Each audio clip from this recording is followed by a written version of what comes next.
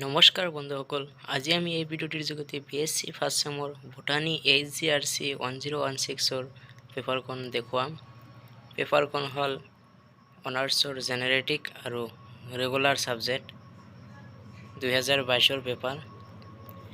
ফুল marks থাকে 60, time দিয়া থাকে 3 hours। Number 1 question, answer the following question any 7।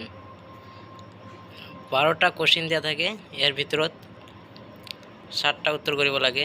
এটাৰ মাৰ্ক হ'ল 1। চোৱা এইবিলাক।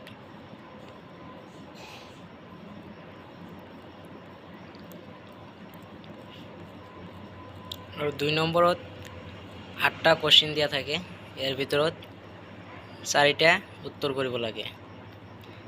এটা কোশ্চিনৰ মাৰ্ক হ'ল 2। চোৱা এইবিলাক। 3 নম্বৰত 8টা কোশ্চিন দিয়া থাকে, ইয়াৰ ভিতৰত 3টা উত্তৰ কৰিব লাগে।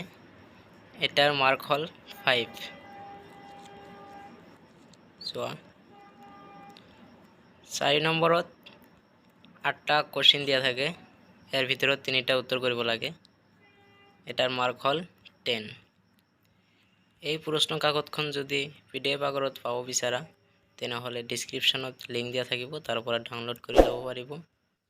ভিডিঅ'টো যদি ভাল লাগে তেনেহ'লে চেনেলটো ছাবস্ক্ৰাইব কৰিব আৰু বেল আইকনটো প্ৰেছ কৰি দিব। ধন্যবাদ।